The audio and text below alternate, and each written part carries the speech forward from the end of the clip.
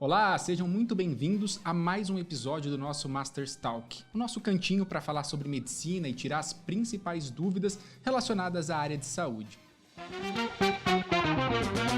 Hoje quem conversa com a gente é a doutora Isabela Cunha Ortega, que é especialista em clínica médica, né? E também em nutrologia, é isso? Eu sei que não para por aí, conta pra gente quais são as outras aí. Eu sou especialista em clínica, pós-graduada em nutrologia e com título de especialista em nutrição enteral e parenteral pela Braskem. Quando a gente fala em nutrologia, chama muito atenção, né? Muita gente quer saber, enfim. No dia a dia, as pessoas ou estão buscando aquele corpo perfeito ou tentando se adaptar a uma dieta. Tem essa questão que é muito importante, né? A gente entender a nutrologia, que ela não é voltada só para a parte estética da pessoa, Exato. mas sim pela saúde da pessoa, né? Com certeza. E quando você fala em dieta, é até legal esse termo, porque eu acho que hoje ele tem uma conotação até ruim, né? Ficou linkado a coisas restritivas e não a um estilo de alimentação. Hoje a gente veio com umas ideias de tópicos para falar um pouco, né, de dieta restritiva e como isso afeta a nossa saúde mental. Inclusive, um dos tópicos que a gente estava conversando aqui, já adiantar para quem está assistindo a gente, parece um bicho de sete cabeças, mas você vai esclarecer para a gente. Quais as problemáticas da cultura da dieta? O que é isso, doutora? Que a gente precisa entender no dia a dia para não cair em armadilhas ou acabar aí não se beneficiando da dieta e tendo uma relação ruim com a comida muitas vezes, né? Exato. Existem cada vez mais dietas da moda. E muitas pessoas fazendo sem orientação ou dietas muito restritivas. Quando a gente pensa na problemática das dietas, a gente precisa pensar na problemática que isso tem tanto para a saúde mental quanto para a saúde física, né? Na saúde mental, evitar promover transtornos alimentares e uma relação ruim com a alimentação. E na questão física, às vezes você tira algum nutriente importante sem orientação ou um grupo alimentar que pode te gerar déficit nutricional. Uma dieta muito restritiva em curto período de tempo pode te levar a uma desidratação, a perda de massa magra, que são efeitos indesejáveis para a saúde. Isso são alguns exemplos. Alguns deles. Vamos começar falando então da questão da saúde mental. Muitas vezes, se a pessoa não tem uma boa relação com a comida ou começa a fazer dieta sem algum tipo de orientação, ela pode ter vários transtornos. Aí a gente cai naquele papo que é o transtorno alimentar. O que seria um transtorno alimentar? Tá. O transtorno alimentar é um grupo, né, de doenças psiquiátricas que envolvem várias doenças, né, como anorexia, bulimia, um transtorno de compulsão alimentar, são as mais conhecidas. Mas, além disso, hoje a gente vê um número crescente de pessoas que têm uma relação conturbada com a comida, né, ou com o próprio corpo, de não querer sair, de não querer vestir tal roupa, enfim, muita... Deixa de viver muitas vezes, Deixa de viver, né? Obrigada pela insatisfação corporal. E isso acaba levando uma relação muito ruim com a comida. Essas doenças, né, tem vários fatores, fator genético, ambiental, tudo mais. Mas a gente precisa ficar muito atento a, hoje em dia, principalmente, que a gente vive um mundo muito de imagem, principalmente pelas redes sociais, quanto isso pode atrapalhar, né? Vamos falar um pouquinho da rede social para depois a gente entrar nos transtornos, porque isso é muito interessante. A vida das pessoas começaram a ser pautadas na rede social, né? E quando a gente fala de transtorno, porque a gente fala também do transtorno de imagem, hoje a grande maioria das pessoas não postam uma foto sem colocar um filtro ou sem mexer em alguma coisa. E muitas vezes elas admiram outras pessoas que fazem a mesma coisa e querem chegar naquele corpo que elas mesmas sabem que não existe. Sabendo que não é real. Como que é isso? Para você ter uma ideia, mais ou menos 90% das mulheres têm alguma insatisfação corporal. Isso move indústria, né? Porque é um público muito grande e insatisfeito. E a gente mesmo alimenta isso. Então, precisamos ter muito cuidado com a linha tênue entre ter saúde e incentivar uma busca excessiva por estética ou por um corpo irreal, né? Claro que a gente quer ter o nosso melhor, enfim, mas se comparar com o corpo do outro de uma maneira que às vezes você acabe ficando mal por isso, né? A gente acaba não se aceitando. E fica uma busca constante por algo que você não gosta, né? Então, você arruma uma coisa, você quer melhorar a outra, como a gente estava até conversando.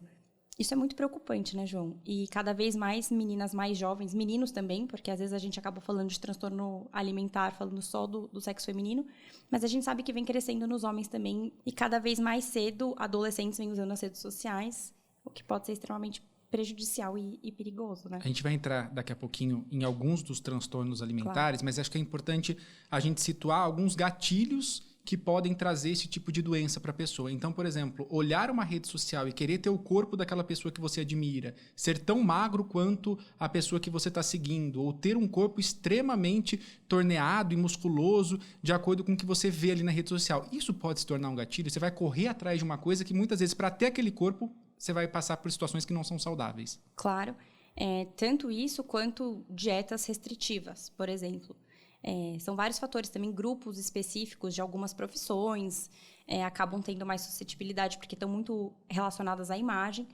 E, assim, é interessante falar que, assim, a gente não pode ser hipócrita também, que ninguém liga para a estética, né? E não é isso que a gente está tentando dizer. A gente corta o cabelo por estética, a gente passa uma maquiagem por estética, a gente quer estar bem vestido e até aí tudo bem. Só que eu acho que é importante a gente ter um respeito pelo nosso corpo, né? Um autocuidado, respeitar o processo de se sentir bem. E não isso como uma maneira de sempre se culpar, de se sentir insuficiente, né? Acho que é a palavra. Atendo muita gente, vejo muitas pessoas, que é uma sensação sempre de insuficiência, né? Queria perder aquela barriguinha, perdeu, aí é o pneuzinho que incomoda, aí perdeu, aí é o peito que não tá bom, aí vai fazer uma cirurgia, aí se olha no espelho, não gosta de outra parte do corpo, enfim, tá sempre buscando algo e deixando de viver o processo. Exatamente. E eu acho muito legal a gente estar falando sobre isso, porque eu aposto que tem muita gente que se identifica com isso e acaba achando isso normal, né? Tá sempre nessa busca.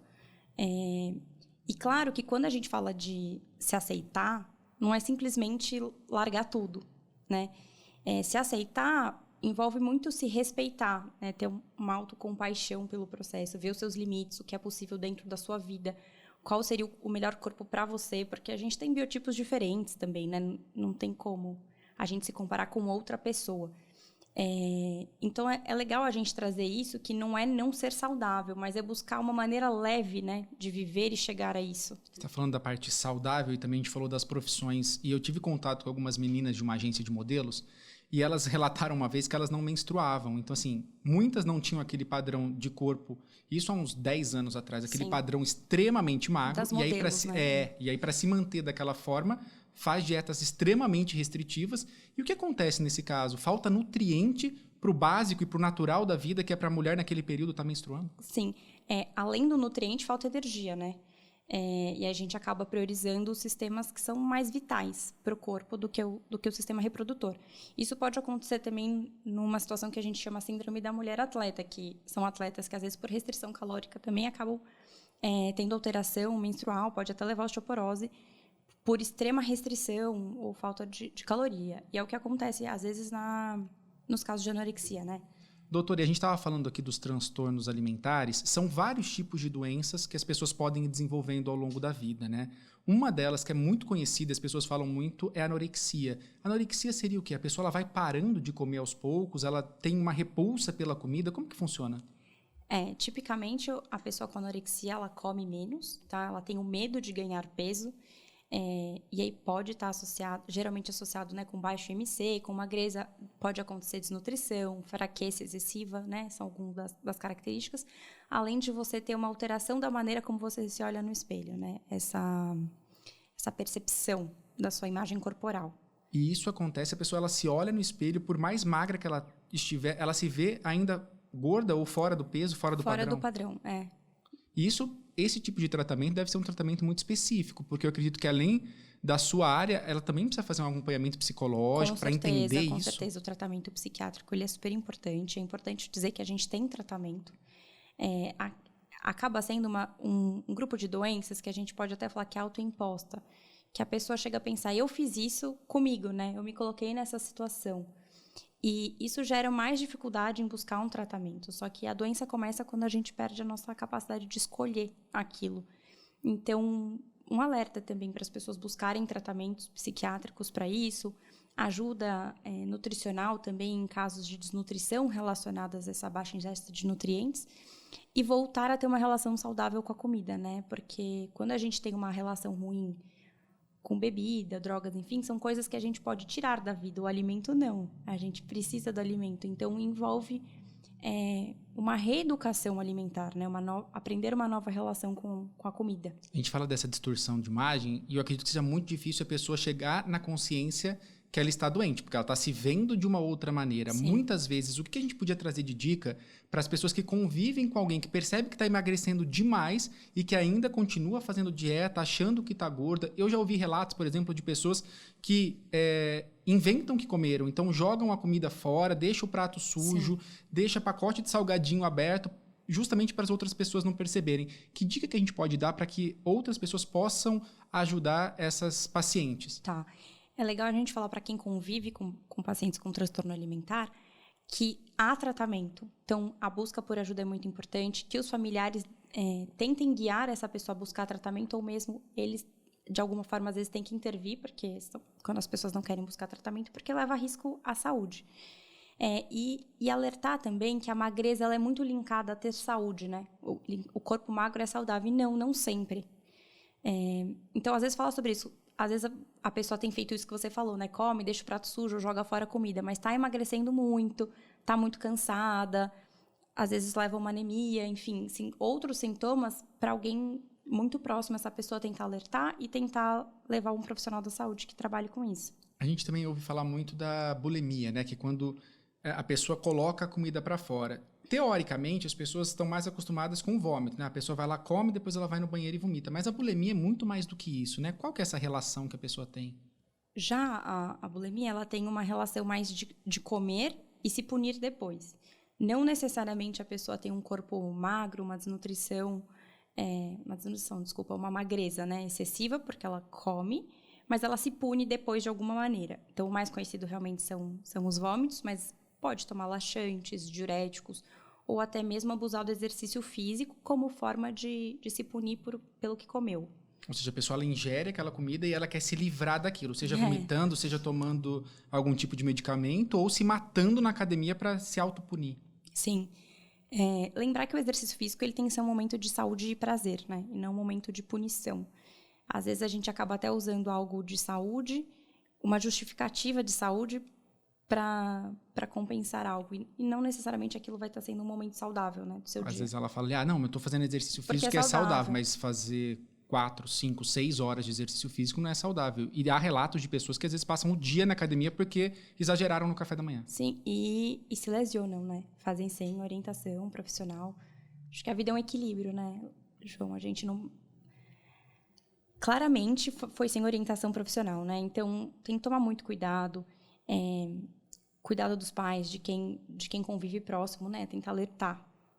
Tem um outro tipo de transtorno que a gente estava conversando aqui, que é TARI, que chama. Como que é isso?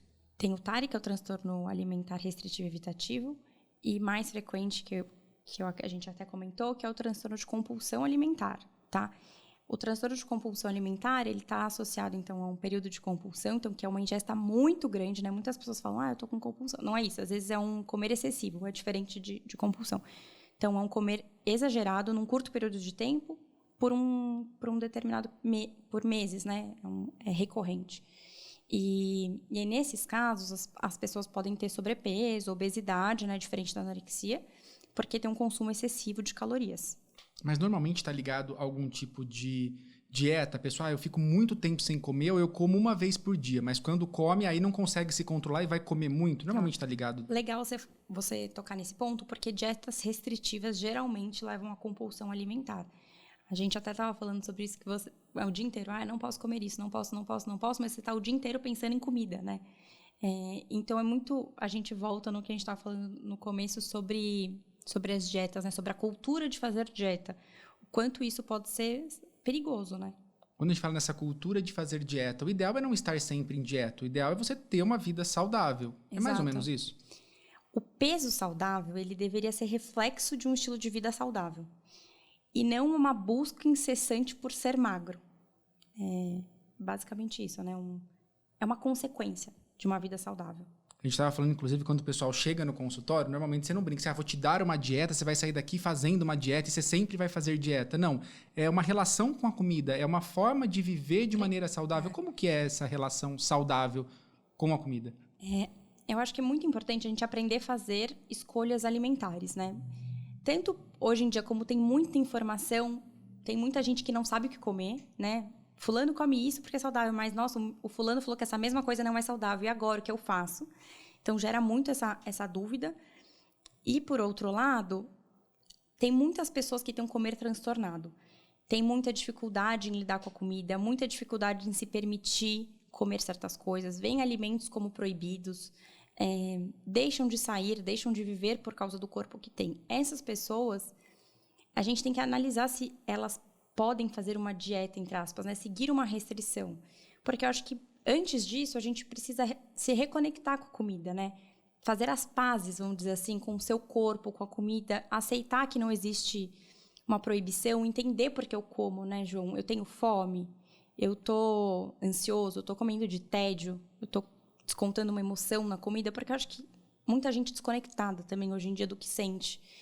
E a gente perdeu um pouco a capacidade de ouvir nosso corpo, né? Eu como na hora que tem que comer e às vezes é muito difícil, né, resgatar esse comer intuitivo depois de tanto tempo de culturas de dieta.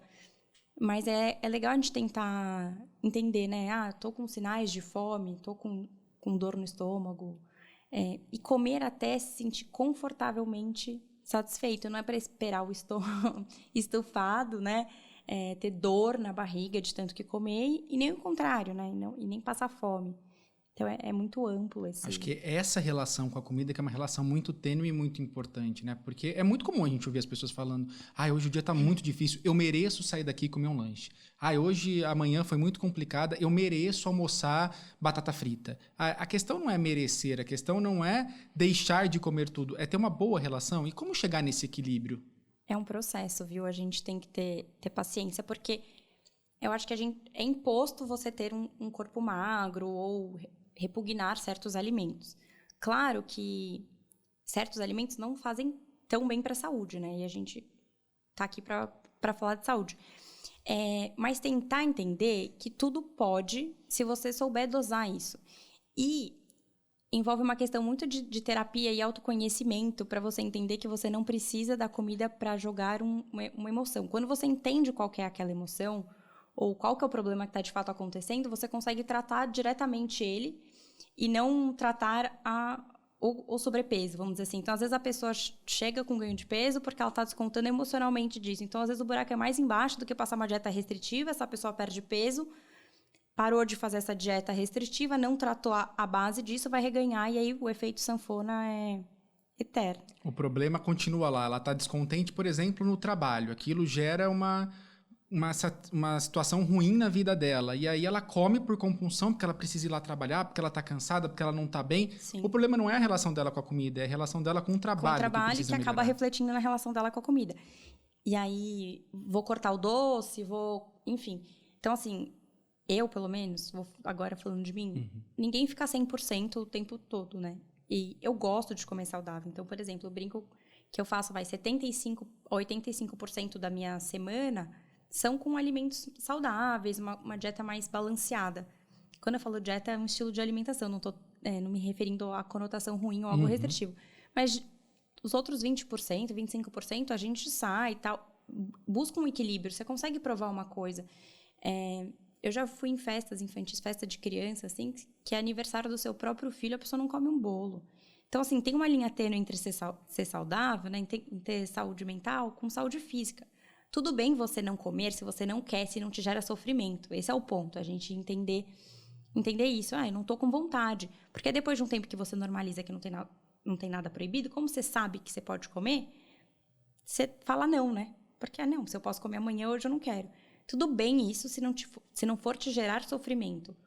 O nosso cuidado é quando eu vou deixar de comer algo e vou sofrer por isso. E que é muito comum, né? Às vezes as pessoas deixam de ir numa festa porque vai ter tal alimento. Ou deixa de sair para algum lugar porque as pessoas vão beber e elas não querem... E ela não tá bebendo porque ela tá de dieta, ela não vai na festa. Aí tem algo errado. Exato. Porque você se pune por muito tempo para ter um resultado que você não aceita no seu corpo. Sim, e às vezes a gente chega num corpo magro, sem saúde, né? Porque as pessoas usam muito isso como sinônimo. Eu tava até te contando que a gente viu um meme... me conta que você sabe mais das na verdade a gente estava comentando na verdade a gente estava comentando aqui um pouquinho antes de entrar sobre algumas coisas que estão na mídia, né? E aí 2 questões que estão no Big Brother que o pessoal acompanha muito e a gente estava discutindo sobre isso. Uma delas foi há um tempo atrás quando um participante que era obeso, ele declarou que a questão é que ele estava com os exames todos em dia, então ele era saudável, era gordo, mas era saudável. Enfim, isso tem que tomar muito cuidado. Não é uma questão de gordofobia, mas é uma questão de que se você está acima do peso, você tem um risco maior de ter algumas doenças, né? Sim, perfeito, João. Claramente, a obesidade, então, ela é uma condição de saúde. Ela está relacionada a risco aumentado a diversas doenças, então doenças cardiovasculares, até certos tipos de câncer, ou sobrepeso pode gerar artrose no joelho, por exemplo. Então, independente se os exames estão bons ou não, não é uma condição de saúde. Totalmente diferente de gordofobia, que é um preconceito ao corpo gordo, que envolve julgamento, os olhares tortos, enfim. É diferente de buscar uma condição de saúde. E aí, só para a gente entender, mesmo que o paciente está acima do peso, foi ao médico, fez todos os exames, está acima do peso, está com os exames ideais. A condição naquele momento traz um risco maior que ele pode, de alguma maneira, desenvolver outras doenças. O que o médico naquele momento vai cuidar não é a questão dele emagrecer para ele ficar com o corpo padrão, é a questão de tentar equilibrar a alimentação para diminuir os riscos, as doenças que podem acontecer pelo fato de ele estar acima do peso. Perfeito. É mais ou menos isso. Definiu super bem. É isso. O primeiro passo é a gente fala de mudanças de estilo de vida, que é alterar a alimentação, tentar corrigir, né, para hábitos mais saudáveis, prática de atividade física, parar de beber ou diminuir bebida alcoólica, parar de fumar, controle do estresse, que é uma coisa muito, muito difícil hoje em dia, controle do sono. Então, tudo isso envolve mudanças do estilo de vida para mais saúde e mais longevidade. Você falou do controle do sono, isso me acendeu uma lampadinha aqui. Uma vez eu ouvi um negócio que eu achei muito interessante. Dormir mal também engorda e dormir pouco também engorda. Faz sentido? Faz sentido. Quando a gente dorme menos, a gente depois tem mais vontade de alimentos mais palatáveis. E a gente até brinca que quando você sai da academia, a academia não sai de você, porque é 1/3 que você fez na academia, 1/3 que você come, 1/3 no seu sono, que é quando você está reparando, enfim. Então, o sono é muito importante para a nossa composição corporal. Eu ouvi falar, inclusive, que o metabolismo acaba ficando, às vezes, alterado, porque você não dormiu o suficiente, seu corpo não recuperou, e aí depois isso também acaba influenciando por conta do sono. Sim, o sono é muito, muito, muito importante. Acho que, às vezes, a gente até não dá tanto valor quanto deveria, né? E às vezes, a gente se priva de dormir e depois acha que vai dormir uma noite longa e vai recuperar esse sono perdido. Não é bem assim, né? Tem que ter uma rotina ali. Claro que um dia ou outro alguma coisa pode sair de uma rotina, mas na grande maioria das vezes o ideal, o corpo precisa descansar. Claro. Ele precisa daquelas horas de sono. Sim. Ainda falando de Big Brother, ainda falando de mídia, que é uma coisa que interessa muito, porque o pessoal acompanha isso nas redes sociais, está o tempo todo ali. Tem uma participante do Big Brother agora, que acho que é Bruna Gripão, se eu não me engano, o nome dela, é atriz e tal. E aí ela tem um corpo muito bem definido, tá dentro dos padrões, o pessoal andou brincando com isso, inclusive, porque ela apareceu fumando no Big Brother. E na imagem que ela tá fumando, ela tá com o abdômen extremamente trincado, o que para muita gente... Esse é o padrão de que está saudável. São coisas completamente distintas, né? Completamente. Eu vi até esse meme falando, gente, dá para ser saudável e fumar. Linkando ser saudável com ser magra. Então, é muito importante a gente falar sobre isso, porque o corpo saudável não é igual ao corpo magro, definido, né? Nesse caso. Não tem como a gente associar o tabagismo a uma prática saudável. Associado a câncer, todo mundo sabe todos os malefícios que o cigarro causa, então é um link que não tem cabimento. E até sobre o ponto da magreza, às vezes as pessoas fazem coisas que não são saudáveis para a própria saúde, para estar magras, ou não só magras, né, definidas, enfim, justificando isso que estão buscando saúde.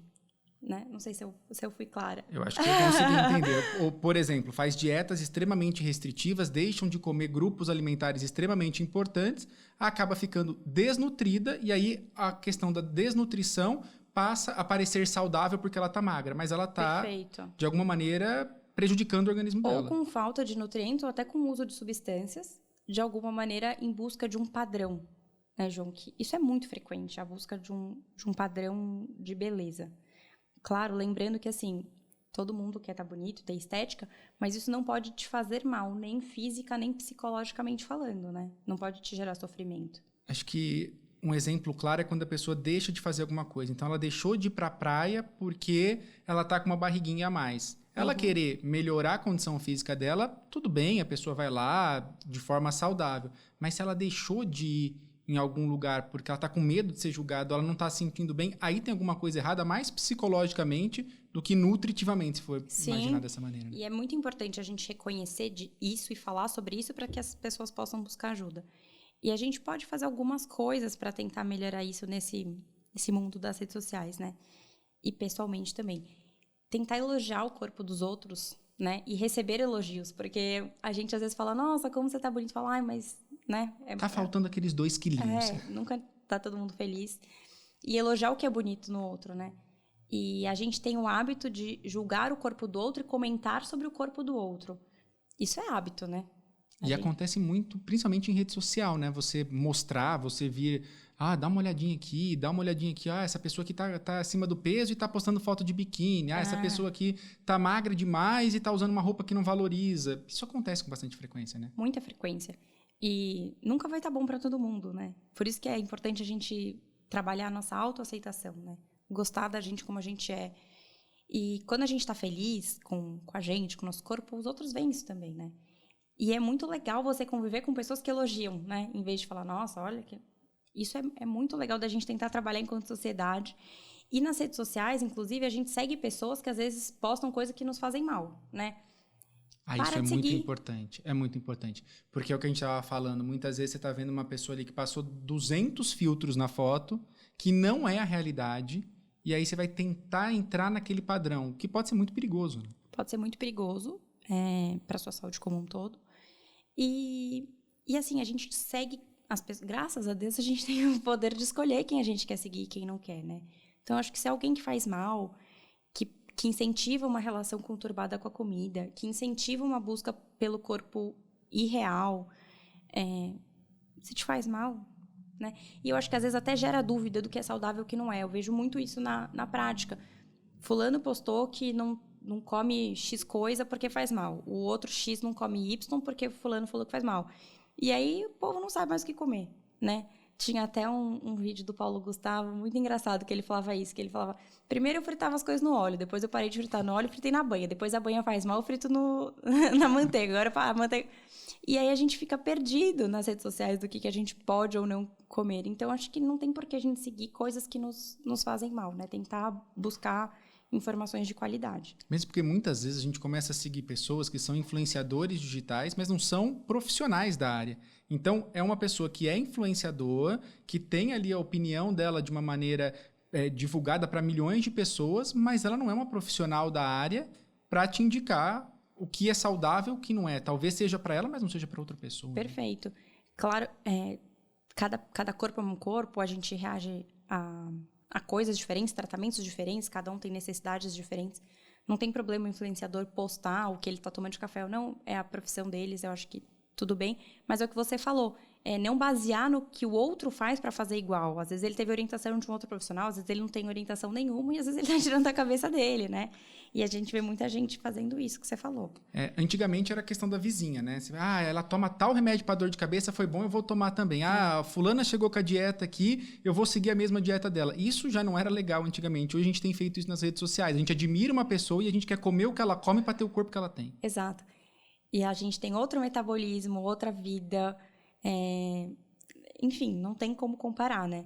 E quando a gente fala em dietas da moda, que a pergunta que muita gente trouxe pra gente, né? Low carb, low fat, enfim, jejum intermitente, todo mundo pergunta. A base de todas elas é a restrição calórica que vai te gerar, de alguma maneira, você está tirando algum grupo alimentar, um horário, e aí, por fim, se emagrece. Qual a melhor? A que você se adaptar, a que você for conseguir fazer por mais tempo, a que tiver indicação para você. A longo prazo, precisamos estudar mais, né? Porque, como diz, é da moda. O jejum intermitente, por exemplo. Para paciente que tem uma janela alimentar é quando ele come em poucas horas, tá? E fica muito tempo em jejum. Para quem, né? Às vezes, se essa pessoa precisa ganhar massa muscular, eu vou ficar muito em tempo em jejum, talvez eu perca massa muscular. Então, tem várias coisas para a gente se atentar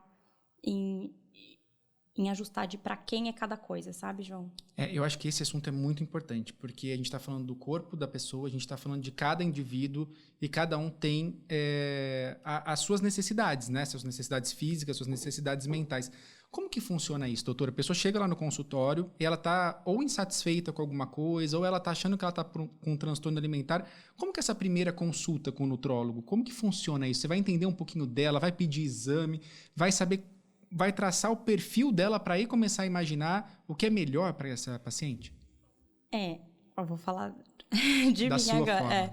Como clínica, a gente faz uma anamnese com essa primeira consulta que é bem ampla. Então, todos os hábitos dessa pessoa, se ela tem algum antecedente pessoal de alguma doença, se ela toma algum remédio, se ela suplementa alguma coisa, se ela tem doenças familiares, para a gente ver se tem algum padrão genético, o exame físico, então o exame NAVA, pressão, o exame de bioimpedância para a gente entender um pouquinho a composição corporal. E aí os exames laboratoriais, eles são pedidos de acordo com cada paciente.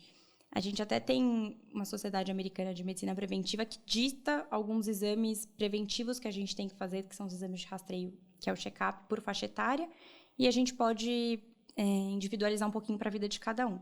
E aí, baseado nisso, a gente conversa tudo sobre alimentação, exercício físico, e aí tem pacientes que têm obesidade e precisam perder peso. Tem pacientes que têm obesidade sarcopênica. O que é isso? É ter obesidade, mas também tem baixa massa muscular, então eu preciso perder gordura, ganhar músculo. Tem pessoas que têm um peso adequado, mas tem uma composição corporal que não é tão legal, então precisa ganhar massa muscular. Acho que a gente vai fazer um vídeo até sobre envelhecimento saudável, que é uma coisa que as pessoas perguntam muito. Mas a gente começa a perder massa muscular com 40 anos, e depois a gente mais aos 60 e 70 mais ainda. Mas é um processo que a gente tem que começar a se preocupar desde a faixa dos 40.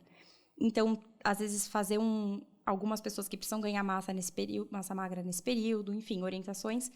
E aí, baseado no objetivo de cada um, a gente consegue pensar estratégias de quanto a gente pode dar de caloria, de proteína, pelos exames e alguns nutrientes e tudo mais. Então, não tem um padrão para eu te responder. E isso que é o mais importante, não ter um padrão faz com que as pessoas tenham a consciência de que elas precisam cada vez mais se conhecerem, né? Sim. Não dá para se basear na dieta do vizinho, ou na dieta do influenciador, ou na dieta da moda, né? Exato.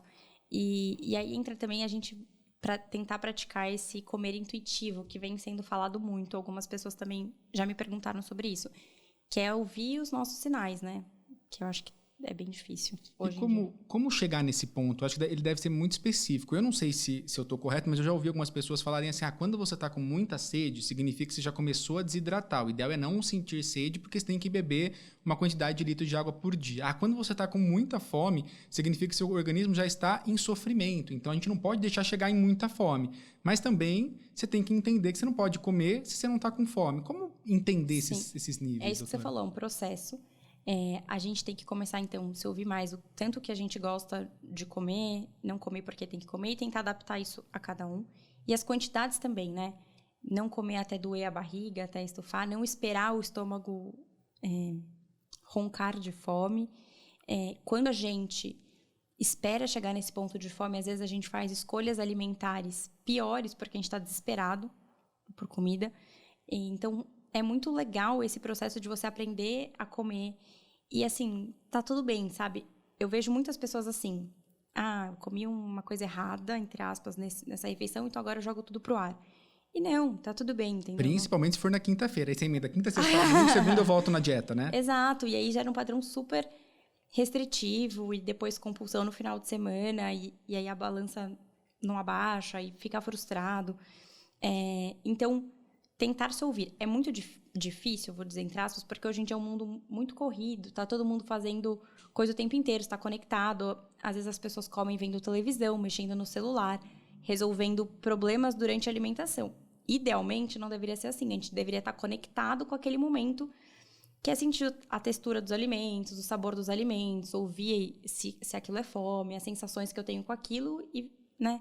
Até porque é um momento de socialização e tudo mais. Uma vez a nutricionista me falou uma coisa que ficou na minha cabeça, né? Porque eu comia muito rápido. Ela falou assim, o único lugar que você sente o sabor da comida é na boca. Então, para que comer igual um doido? Você vai ter que comer muito mais para sentir o sabor. Então, coma devagar, entenda o processo. Faz sentido? Às vezes você está na frente do computador comendo, o seu cérebro está dividido. Você nem pensou que você está comendo. Exato. Você está dividido entre o computador e a comida. Ou seja, você vai comer muito mais porque você não está entendendo o processo. Exato. concordo plenamente. Acho que é o momento da gente tentar estar presente, né? Aqui e agora. Nas técnicas de meditação, a gente amplia isso para tudo. Mas dentro da comida, né, no comer consciente, é tentar trazer essa consciência para o momento que você está se alimentando. A gente falou da compulsão e ainda falando aí dos famosos, eu vi outro dia uma declaração do marido da Ivete Sangalo que eu achei muito interessante. Ele também é da área de saúde, trabalha ali com nutrição, e ele estava comentando que ele queria que o filho dele tivesse a melhor alimentação possível e começou a restringir ao máximo. Então a lancheira do menino lá era toda saudável, enfim. E aí ele foi chamado na escola porque o menino estava começando a pegar o lanche dos coleguinhas, porque ele sentia vontade de doce, nunca podia. Sentia vontade de refrigerante, nunca podia. Sim. E aí ele entrou nessa questão. Realmente isso acontece? Quando você proíbe demais, tem muita restrição, a compulsão acaba vindo? Sim. E você falou dele, até lembrei, porque eu trabalho com isso, eu tenho uma filha, né? Uhum. E no começo, quando começou a introdução alimentar e tudo mais, eu quase falei, gente, agora eu queria super ser saudável. Claro, né? Que ela seja muito saudável. E aí a gente tenta encontrar esse equilíbrio, porque é festinha de criança, todas as outras crianças comem doce, comem bolo, pipoca, enfim. Tem vários alimentos que fazem parte da infância e tá tudo bem. E uma coisa muito legal de quando a gente lida com criança, eu super flexibilizo isso com a minha filha, porque eu acho que restrição gera compulsão, eu quero que ela aprenda a ter uma relação saudável com a comida, entenda que nada é proibido, mas principalmente para a criança, como exemplo é importante. A minha filha veio fazer exercício e veio me alimentar super bem. E é engraçado que essa semana, a minha professora de Pilates quebrou o pé e eu fiquei fazendo Pilates online. A minha filha fazia Pilates comigo, né? Eu quero fazer exercício, eu vou fazer ginástica, porque a mamãe vem na ginástica. Fazia comigo tudo, agachava, alongava, fazia tudo. De manhã cedo, ela pede para fazer ovo mexido, porque eu como ovo mexido. Na hora do almoço, ela fala, cadê a salada da mamãe? Porque ela vê que eu como. Então, eu acho que isso é muito mais importante do que você falar pro seu filho que ele precisa comer legumes. Ou, você de entende? repente, mostrar o doce e falar, isso aqui é extremamente proibido, isso aqui é ruim, isso aqui faz muito mal para a saúde. Você vai criando uma relação ruim, a gente mostra né? que não tem todo dia, né? Até para ela ter uma alimentação mais nutritiva. Claro. Com o que ela precisa. Mas de final de semana, aniversário, ela é super empolgada, vamos comer um bolo, um brigadeiro, tá tudo bem. Quando ela quer muito que vê aquilo, eu falo, filha, você ainda tá com fome? Você tá sentindo a barriguinha cheia? E ela, para tentar ensiná-la a refletir sobre isso, né? Mas o exemplo é muito importante. Eu tenho mães que eu falo isso também na consulta, que às vezes têm hábitos alimentares com filhos pequenos. E a gente vai perpetuando isso, né? Essa é uma das principais dicas para quem está introduzindo a vida alimentar dos filhos, é dar esses exemplos e fazer com que eles sintam gosto por estar comendo aquele alimento. Não sou pediatra, mas eu estou compartilhando aqui minha experiência pessoal, assim. Eu acho que sim. Eu tenho visto na criação da minha filha isso, que a minha alimentação e a alimentação da minha casa, no geral, que é sem fritura, mais alimentos integrais, mais fruta, salada e tudo mais, ela acaba pedindo por esses alimentos porque ela vê a gente comer aquilo com prazer. E realmente é algo prazeroso. Em relação ao corpo saudável, a gente falou bastante sobre isso aqui. Como que a gente sabe, por exemplo, a gente sobe na balança ali, e aí subiu na balança, viu o peso, cada um tem um peso corporal diferente. Então, tem pessoas que têm uma massa magra maior, tem pessoas que têm uma quantidade maior de musculatura, tem pessoas que estão fora do peso. Então, a gente não pode só se basear naquele peso de balança, né? Como que a pessoa pode saber se está fora do padrão, se não está? Qual que é uma dica ali para se entender? Pelo espelho, a gente consegue ter isso, porque alguns exames não são acessíveis assim para todo mundo. Então, composição corporal a gente consegue sentir mais em roupa do que peso, quando a gente vê definição muscular, ou nem só definição, mas uma densidade, ou sentir flacidez, enfim. Idealmente, quando a gente olha o peso, o que classifica se essa pessoa está eutrófica, né, que seria saudável, sobrepeso, obesidade ou magreza, é o IMC. E aí tem esses vieses do IMC, que são pessoas que às vezes têm muita massa muscular, ficam mais pesadas, mas é a composição. Então, a gente tem alguns métodos para verem a composição corporal. Tem a densitometria de corpo inteiro e tem a bioimpedância, que é uma coisa mais fácil que tem consultório que a gente consegue utilizar. Que aí, pela diferença de densidade entre a corrente elétrica que passa, ela consegue estimar o que é massa gorda e massa magra. E aí, baseado nisso, a gente consegue saber o que é osso, porque tem gente que fala, tem osso largo, né? Então, ele consegue... Isso existe? É uma dúvida. Meu filho ele tem ossos largos. Existe isso? Na verdade, é o biotipo, né, da pessoa e a densidade mineral óssea. Então, a gente consegue... A balança dá essa estimativa pra gente do que é músculo, do que é água, do que é gordura. E aí, baseado nisso, a gente consegue identificar as metas que a gente precisa traçar. Importante, a gente está chegando no final do podcast, acho que é importante a gente falou sobre várias coisas, né? Transtorno alimentar, a gente falou sobre a relação com a comida. Enfim, quem está acompanhando a gente, acho que é importante refletir sobre isso, né? O que a gente pode deixar para a pessoa terminar de assistir a gente aqui e ficar refletindo se ela tem uma relação saudável com a comida, o que ela pode olhar no dia a dia ali para saber se está num caminho certo, se precisa buscar ajuda, enfim, quais são os principais pontos aí? Legal. Então, só recapitulando que o peso saudável, o peso ideal, ele tem que ser consequência de um estilo de vida saudável. Então, dentro da alimentação, a gente tem que ter uma alimentação prazerosa. Ter hábitos de alimentos saudáveis, né? Então, comer proteína, comer verduras, frutas, vegetais, alimentos integrais. Nós, claro, depender da indicação de cada pessoa. Então, fazer escolhas mais saudáveis e mais conscientes. Tentar refletir sobre se está comendo porque tem fome ou se tem um comer emocional associado. Buscar por profissionais para orientar atividade física e alimentação, para seguir nisso. Se você começar a perceber que você deixa de sair, deixa de vestir uma roupa, que você sofre pelo seu corpo, que você se pune pelo corpo que você tem, seja fisicamente, existe pessoas que se batem, que se punem por isso, seja com os transtornos alimentares que a gente falou, procure ajuda. Alimentação, todo mundo precisa comer para viver, então é algo que a gente tem que aprender a conviver e da maneira mais leve e saudável possível, né, João? Acho que é entender que o alimento faz parte da nossa vida, e a gente precisa ter uma boa relação com ele. E na nossa sociedade também está relacionado a momentos de confraternização. Então, é algo muito social também, né? Vamos sair para jantar, vamos sair para... Então, deixar isso mais leve. E mulheres lindas, você fala mulheres, mas tem homens também, né? Pessoas lindas, lindas, lindas, estando sempre insatisfeitas com o próprio corpo. Pra quê, né? Eu acho que, desde que a gente tem a saúde, eu sei que o padrão estético é algo muito difícil de destruir, né? Vamos dizer assim, mas eu acho tão importante a gente falar sobre isso, acolher outras mulheres, elogiar outras pessoas, para que todo mundo se sinta bem no corpo que tem, né? Isso é tão legal. Eu acho que esse é o recado para a gente encerrar o podcast e deixar as pessoas refletindo sobre isso. Eu acho que é essa empatia, né? A gente está feliz, está bem com o nosso corpo, deixar outra pessoa bem também, se sentindo bem. Bem e confortável. Né? É tão bom. A gente estava até falando, eu tenho um grupo de amigas, assim, e eu tenho, dentre essas amigas, uma amiga, ela é super de elogiar todo mundo, né? Nossa, como você tá linda, como você tá maravilhosa, que a gente até falou, gente, você elogia... eu acho maravilhoso elogiar os outros, porque a pessoa se sente bem. E você muda a energia, ali já brota um sorriso e tudo fica bem. Isso é tão um hábito, né? Em vez de falar, nossa, olha a barriga do ciclano, né? Tentar elogiar o que cada um tem de bonito e dentro disso todo mundo se ajudar a ser mais saudável física e mentalmente, que acho que seria muito bom se a gente conseguisse caminhar mais para esse lado e normalizar coisas que são normais, né? Que as redes sociais às vezes não mostram que é normal e a gente é gente como a gente. Né? Às vezes eu vou em churrasco, uma coisa, nossa, mas se a Isa tá comendo, eu também vou comer, gente. Né?